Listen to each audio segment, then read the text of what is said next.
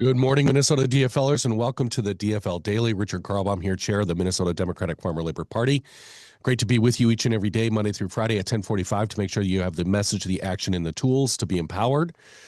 Lots happening. So let me start off by saying thank you this weekend for great conventions in North Branch and Maple Grove. We had a lot of conventions happening throughout southern Minnesota. The Woodbury convention took place as well. So thank you to everybody who's doing the work of pulling these conventions off. It was great to be in North Branch and Maple Grove this last weekend. Looking forward to more conventions on Saturday this coming weekend as well. A couple of things I would just want to highlight quick. Tonight in Minneapolis, there's a documentary screening to raise funds for the Minnesota immigrant movement to help offset expenses folks are suffering from due to the ICE occupation. Also, there's a coffee and conversation today in St. Paul. You can find all these events at dfl.org/events. And I hope you get out there and be in community. Okay, well, obviously a lot happening this weekend. Donald Trump started a major combat operation with Iran. In other words, he started another war. Already, 4 Americans have been killed and others seriously wounded. This war has not been authorized by Congress. This war has not been justified to the American people. In fact, they lied on Saturday about Iran posing an imminent threat, only to have those lies exposed yesterday when members of Congress were briefed that, in fact, Iran hadn't posed an imminent threat. But Donald Trump got what he wanted, a costly distraction from his personal Epstein problems and his failing record as president. It's our job to get the truth out, to name the harm, and everything he's willing to do to distract us. While Trump puts American lives at risk, we are going to pay. This war will make life more expensive for you and your family. This war will make the affordability crisis worse, and Minnesota Republicans keep rubber stamping Trump's policies right here in Minnesota. Healthcare, childcare, rent, groceries. Minnesota families are paying more because Minnesota Republicans keep backing Donald Trump and his agenda for billionaires. And the contrast is stark. Democrats are working to make your life more stable and more affordable. Today, we're going to spell that out.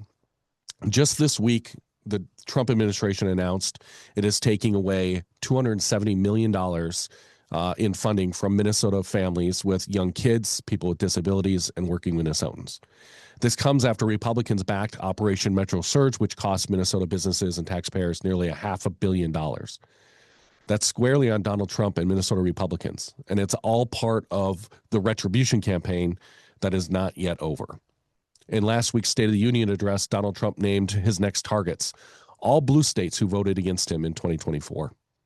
All while the consequences for Minnesota families get worse here. Republicans keep driving up costs by cutting programs that keep food on the table. They cut SNAP benefits that help families afford groceries. They're making devastating cuts to Medicaid that will shift costs onto families even more. This is what Minnesota Republicans are rubber stamping. In the first week of the legislative session, Republicans doubled down on their commitment to billionaires and rubber stamping Donald Trump's retribution campaign. They voted against strengthening the state's ability to combat fraud. They voted against banning ICE agents from wearing masks and staying away from schools, and they voted against an assault weapons ban in our communities. They're co-signing this Trump agenda, and they're not picking up the bill. Minnesotans are. Rural healthcare leaders said last week, quote, when people lose their coverage, it means they're going to show up in emergency rooms in a sicker state. Donald Trump said, just hold on a while. While businesses lose $200,000 a week from the ICE occupation, Donald Trump's answer, just hold on a while. The American people are trying to balance the rising cost of food, rent, taking care of your kids, and the exploding cost of healthcare. Donald Trump says, just hold on a while. That was his answer at the State of the Union last week. Just hold on a while. The contrast couldn't be clearer.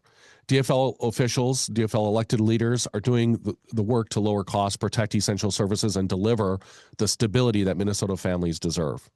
DFL leaders are working to get people the care they need, make sure working families don't go hungry, and to make sure programs can help and protect the most vulnerable who depend on the essential services they provide. And that's what we're fighting for at the Capitol and in community every day. As Democrats, as proud Minnesotans, we share a commitment to making life more affordable and safer for working families across the state. So our call to action, So today, we want you to create something to show Minnesota Republicans where their priority should be with working families. We want you to start a receipt wall with your local unit. Collect receipts, bills, and costs, and put them all together to make a striking visual full of that shows the prices, the high cost that Republicans are forcing on working families today.